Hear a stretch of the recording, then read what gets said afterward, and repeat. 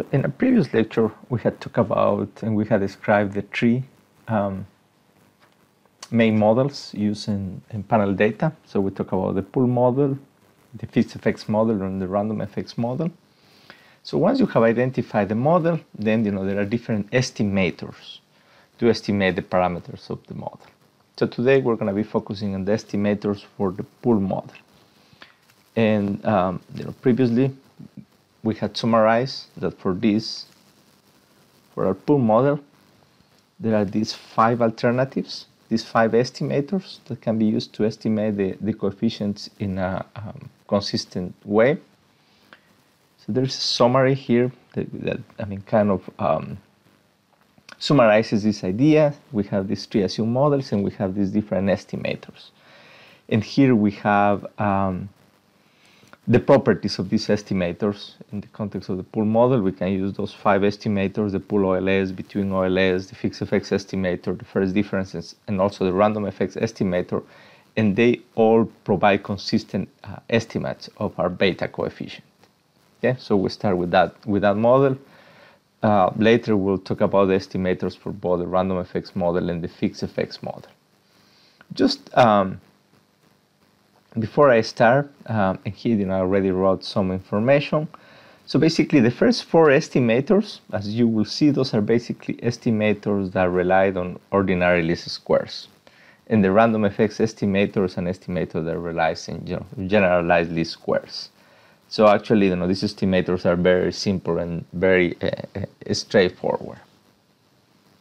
And of course, I guess something that I should mention, before is, for the pool model, the preferred estimator is going to be the pool OLS. For the random effects estimator, the preferred estimator is going to be the random effects estimator.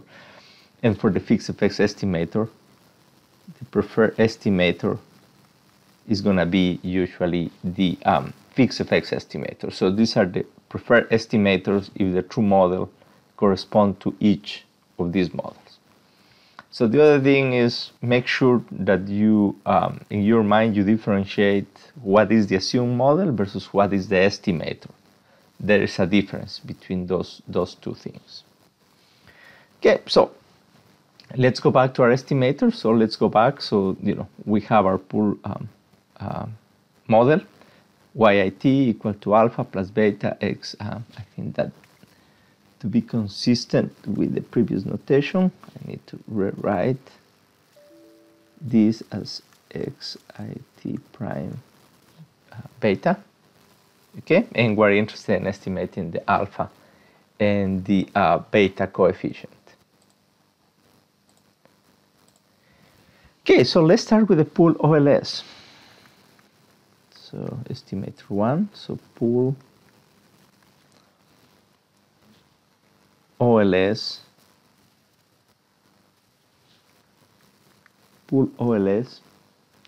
for the pool model. So pool OLS for the pool model, and later on I will just use PM. Okay, so what's the pool OLS for the pool model? Well, it's OLS on the pool model. It's very straightforward. So we use OLS in the pool model. Remember, in this pool model, we just have a constant intercept for everybody in the population. And as I was telling you before, of course, this is going to be, if the true model is the pool model, then actually this is going to be the estimator that has the best properties. Because if all the assumptions about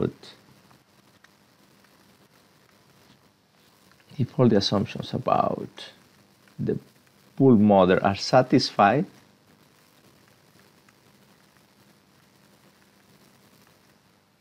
then pool OLS is going to be the best linear unbiased estimator for the coefficients of the pool model. Okay, so therefore, under those conditions, for the pool OLS estimator is the preferred model for the pool model. Is the preferred estimator for the pool model.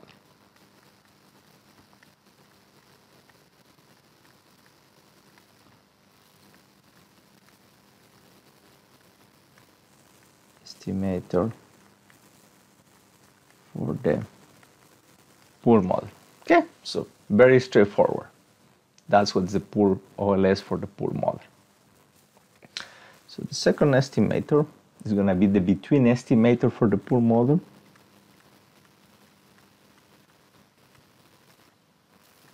Between estimator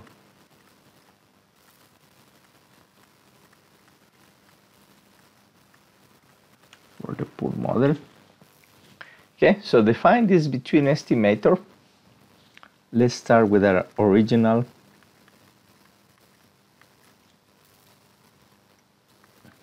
pool model, which is yit equal to alpha plus xit prime beta plus the error term, and I corresponds to index for individuals, and t is the index for the time period. Okay, so once we have this between pool model, we have what's called the between transformation. So let's apply the between transformation.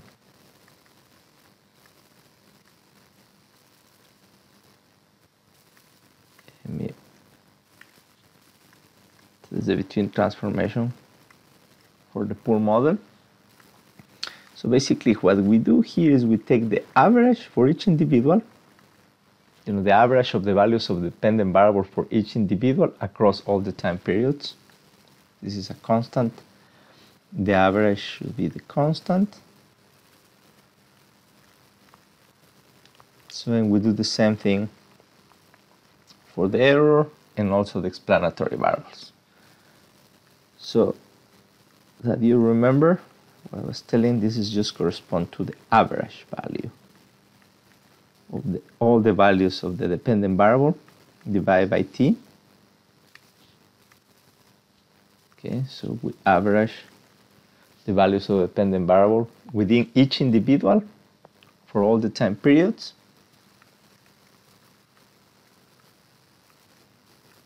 Same thing.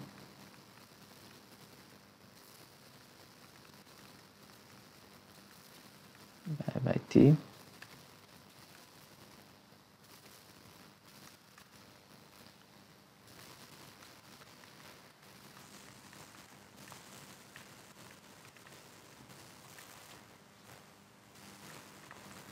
One to t, and also divided by t. Okay, so basically, again, what we're doing is for each individual, we're averaging the values of the dependent variables and the explanatory variables and the errors for all the time periods. Another way to think about this between transformation for the pool model is that you are going from panel data to cross-sectional data, because now what you have is for each individual you just have one observation, which is the average value of the variables across all the time periods. Okay, so this is now just cross-sectional data. So this goes from from 1 to n. Now, so what's the between estimator? So we have the original pool model. Now we have the between transformation for the pool model. Well, the between estimator for the pool model is going to be OLS applied to that between transformation. So the between estimator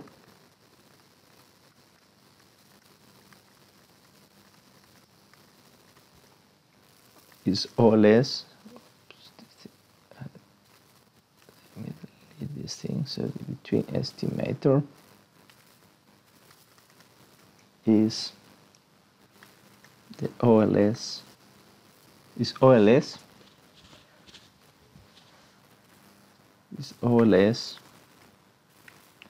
for the regression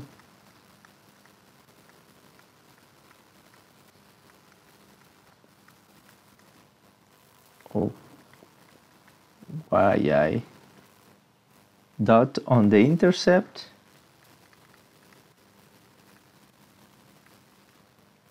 and xi dot. Yeah, it's a very straightforward model.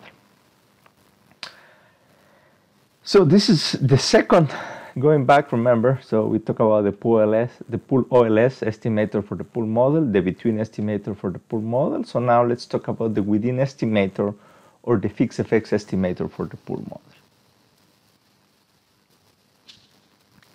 So let's talk about the within estimator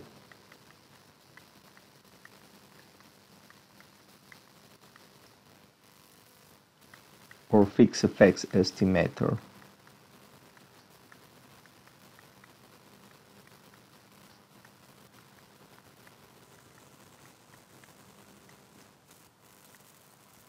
for the pool model. Okay, so to define that estimator, again, let's start with our original pool model.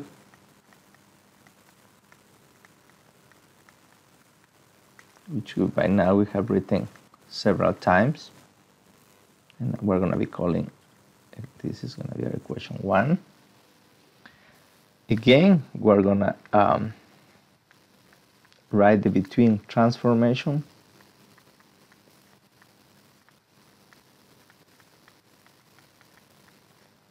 for the pool model.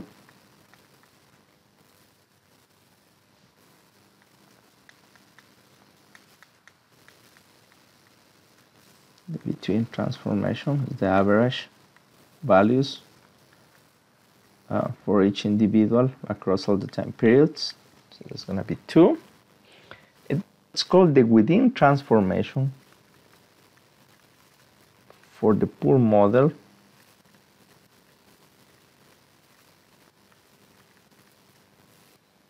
is going to be equation 1 minus equation 2. So the within transformation is going to be given by yit minus the average value of y for individual I across all time periods. Alpha is a constant, so it's going to be the same thing.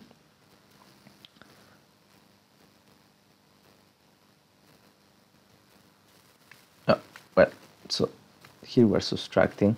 So of course this is going to be alpha minus alpha. I'm going to do all the transformations. Plus we're going to have xit minus xi dot bar prime beta. And we're also going to have the error terms. It minus the error terms. Okay, so that's the within transformation for the pool model. So, one way to think about, this transformation is that you are transforming the data. You have your original variables, and here what you are doing is you are subtracting the average of the values of the dependent variable, the average for each across each of the individuals. So you are kind of transforming your data. And once you have this within transformation, well, what's called the within estimator or the fixed effects estimator is going to be OLS applied to the within transformation. So the within estimator, also called the fixed effects estimator,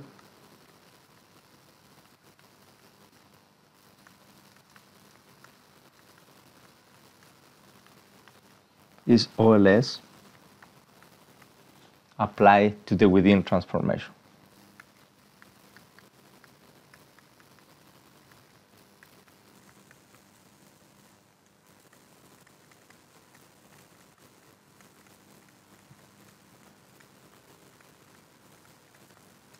Okay, so very straightforward. So this is our third estimator. So we talk about pool OLS, the between estimator, the fixed effects estimator, and now let's talk about the first difference estimator for the pool model. So this is our fourth estimator. So this is the first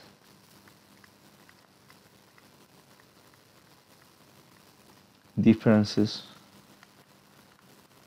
estimator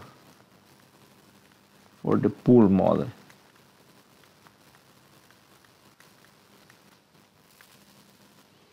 Okay, so again, let's start with a pool model, original pool model for time t, which we already wrote before.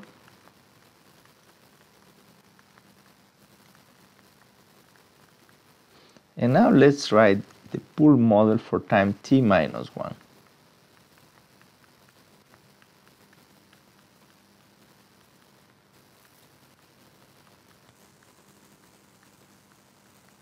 Okay? So the first difference transformation is going to be the difference between equation 1 minus equation 2. So what we call the first differences transformation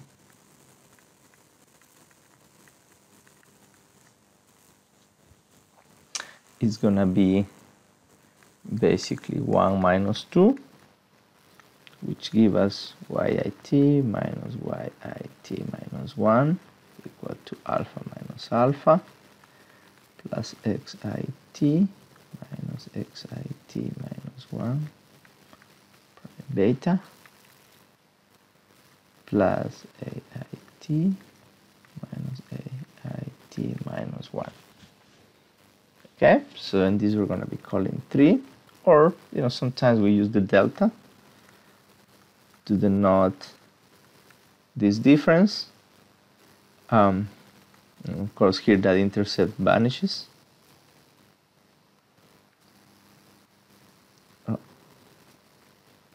Let me write this a bit nicer. So we're going to have the delta xit prime beta plus delta zero terms. So I hope at this point, basically, you were able to guess what's the first difference estimator. Well, the first difference estimator is going to be OLS applied to this, first difference transformation. So the first difference estimator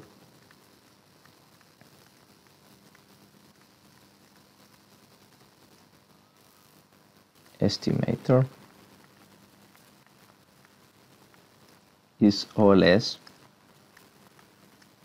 applied to the first difference transformation. Apply to the first differences transformation.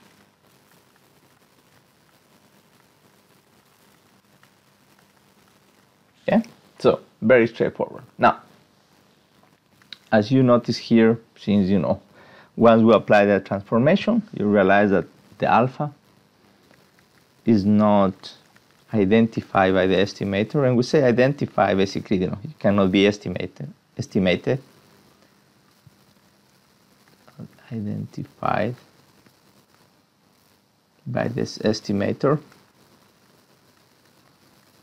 And actually, this is common to what happened with the fixed effects estimator, and I forgot to mention that. The within estimator, notice that here that intercept vanishes. So I should have mentioned that here too. Alpha is not identified, so both estimators share that property, that when you apply that transformation, that alpha is vanishes, so you cannot estimate it. Something that should be aware with this first difference estimator, kind of a disadvantage, is that the model induces autocorrelation.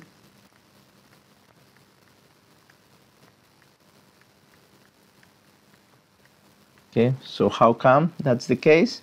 Well, notice that, for example, here, I'm going to show you, let's say that we have AIT Remember, that's the difference between AIT and NIT minus 1. It will calculate the first difference for AIT minus 1. Then you have AIT minus 1 minus AIT minus 2. So the autocorrelation comes from the fact that you see these two errors are going to be correlated because they both share this error AIT minus 1. Okay, so just remember, this is the new error from the transformation. So that's the way that autocorrelation is introduced into the model. So if you wanted to estimate, if you just use OLS, of course, the estimate, the betas are going to be consistent, but since you have autocorrelation, you will need to account for that in estimation if you want to gain efficiency. Or the other thing is you will need to use some heteroscedastic autocorrelation or autocorrelation consistent covariance metrics, even if there is no heteroscedasticity. Now, both models are similar, and in terms of efficiency, once you have accounted for that autocorrelation, so generally, this estimator is going to tend to be less efficient than the within estimator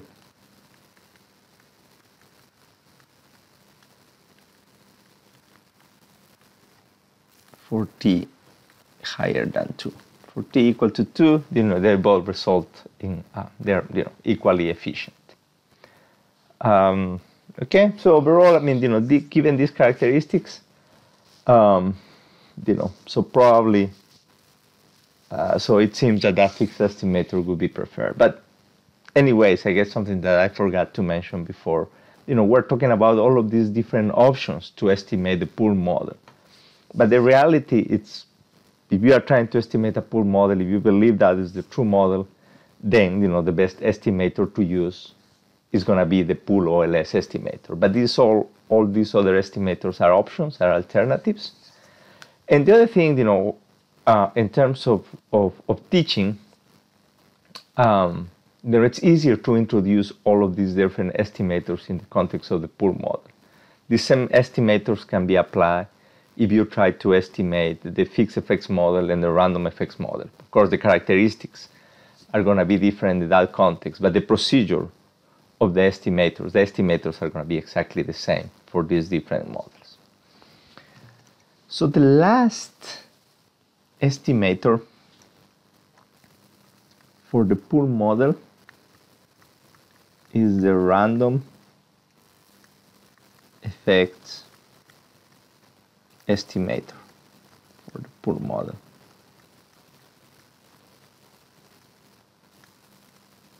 Okay, now I'm not going to cover it now, and I will cover when we talk about the random effects estimator, because it's an estimator that's a little bit more complicated. So we will cover it in detail. So we will cover within the context of a random effects model. Okay, so we'll go back, but the only thing that I need to mention here is that in contrast to the previous estimator, this is a GLS estimator. Remember, GLS estimator, we need to estimate that omega variance covariance matrix of the error. So this is going to rely, and that's kind of make it different to the previous 4 estimator, which were based on just OLS. So kind of like a summary, you see here for the full model, we talk about these 5 estimators. The first 4 are OLS estimators, and the random effects is going to be like a GLS estimator, and I'll talk about that in detail when we talk about the random effects. Okay, so that's kind of what where we are. Now let's talk about, since so for the pool model, we focus so far in the estimation of the beta, but of course, you are also interested in inference. And remember that the basic pool model that we talk about, of course, we assume exogeneity, which we will continue assuming, but we also assume homoscedasticity and known autocorrelation. But potentially, you can have those two issues that come up, which are gonna have implications for efficiency, but of course that also have implications for, in addition to having implications for efficiency, it's gonna have implications for inferences. So it's quite common, to use some sort of robust statistical inference, some sort of robust variance covariance metrics. So let's talk about that. Let's talk about robust statistical inference.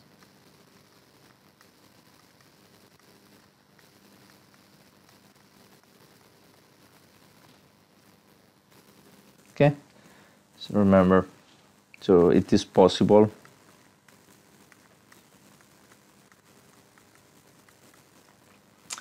that we have heteroscedasticity and autocorrelation. So let's see, what do we do in that case? And that's kind of, nowadays, in terms of practical, econometrics applied work, usually people tend to present and use, these robust statistical inference procedures, especially when you have large sample sizes. That's kind of the standard thing to do. Even sometimes, people don't even test autocorrelation, don't even test heteroscedasticity. That's kind of what is common to use. So I'm going to rewrite the model slightly, and I'll explain why I'm doing that. So I'm using YIT tilde and WIT instead of XIT, what I had before. And I'm doing this thing because the procedure, is going to be general. It's going to apply for all the different estimators that we use.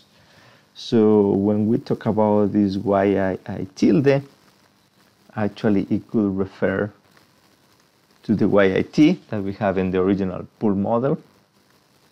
We can have the between transformation. We can have the within transformation. Or we can have, the first difference transformation.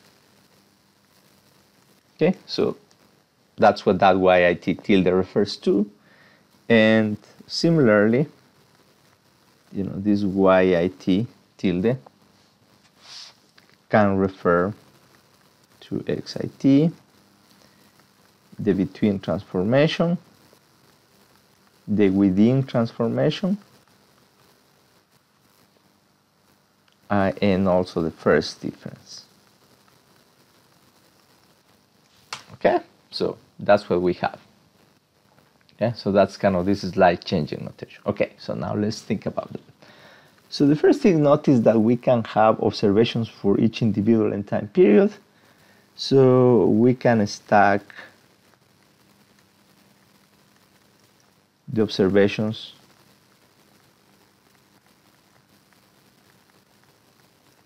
over periods.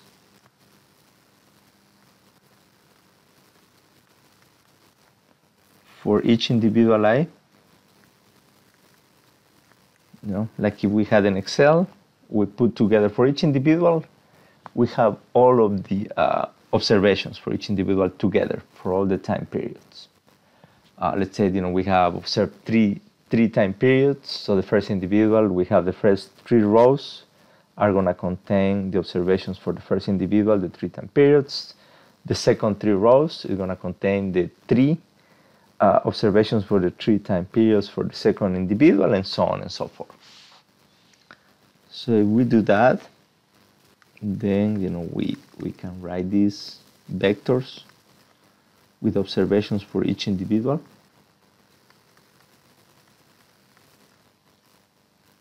Okay, so now this is going to be T by 1.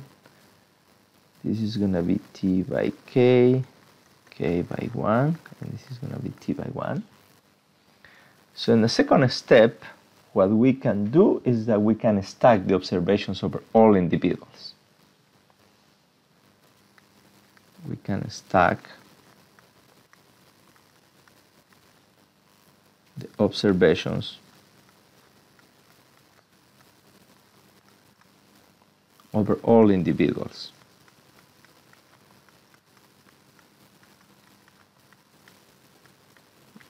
Like in Excel, again, before we were talking about thinking about only observations for each individual. Now we can put them all together.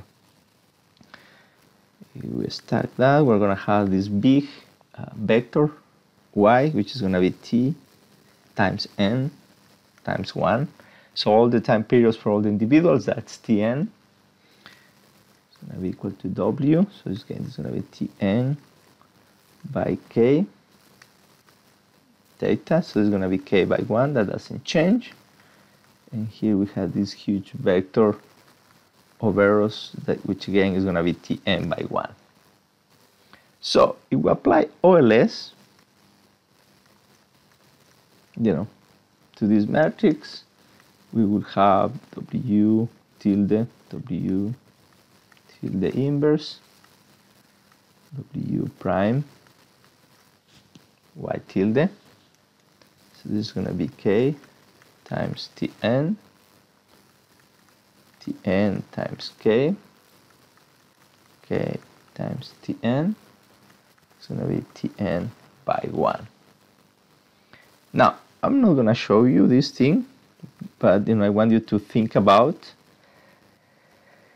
this estimator can also be written in this different way, the OLS estimator, and this is going to be useful.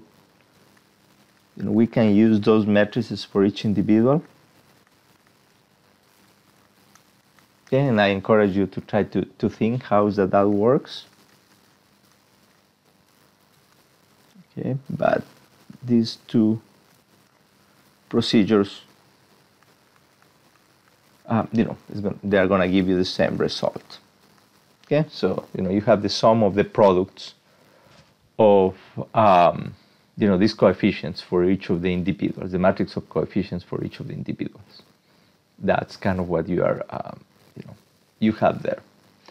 So this heteroscedastic autocorrelation consistent covariance matrix can be written then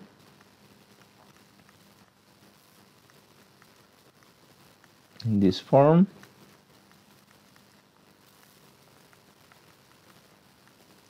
And this is kind of with this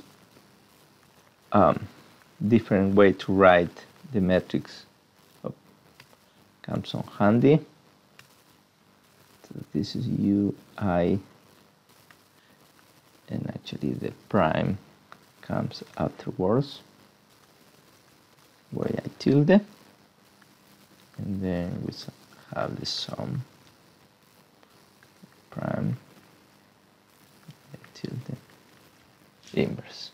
So what we have here is this matrix of errors. So it's going to be t plus 1 times 1 by t. And that's kind of the emphasis. So this is t by t. Okay, so kind of some intuition. I know that I just wrote the question, some intuition. So this is kind of like a generalization of what we had for the y. For the y heteroscedastic consistent covariance matrix. Remember, in white, we were talking about cross-sectional data, so we have the predicted errors square. So in this ui here, that corresponds to the vector of errors, t by 1 errors. Oh, this shouldn't be hat. It's actually the observed values of the dependent variable. Y bar.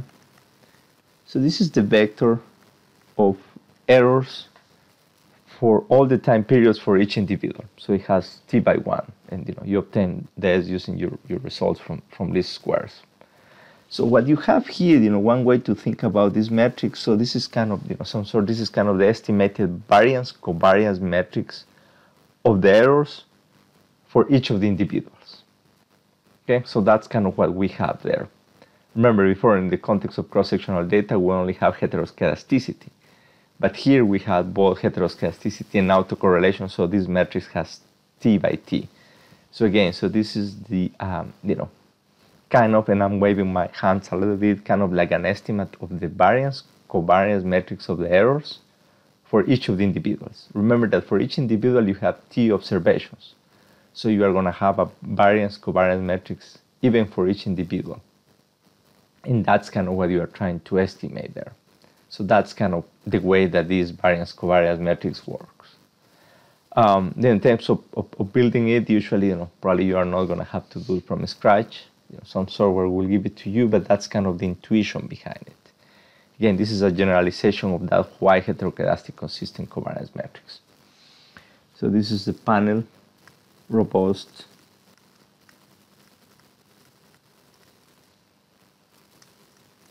variance covariance matrix. Okay, and sometimes also it's called heteroscedastic autocorrelation consistent covariance matrix.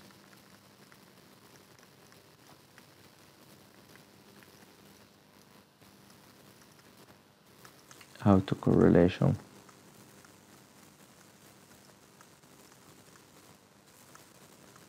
consistent covariance matrix.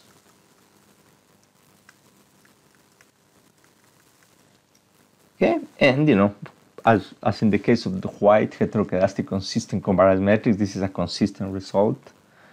So the validity of this result assumes that you have a very large sample, n goes to infinity, and also assume that your that your errors are independent over I. Okay, so that your observations are a random sample from the population. So the observation, each individual is independent from each other. Okay, so that's kind of what we have here. I mean, think a little bit about this heteroscedastic consistent covariance matrix, because that's also kind of what you do.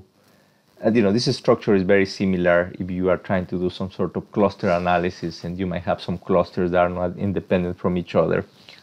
And that's the way that you might want to take into account kind of the correlation across different individuals. But in this version, we're assuming independence over individuals, and we're trying to account for the correlation of for each individual, the correlation of those errors across time periods. And this also allows you the potential for heteroscedasticity. Okay, so that the variance of the errors is not constant across individuals or across time periods. Okay, so that's basically this topic related to, let me see, I need to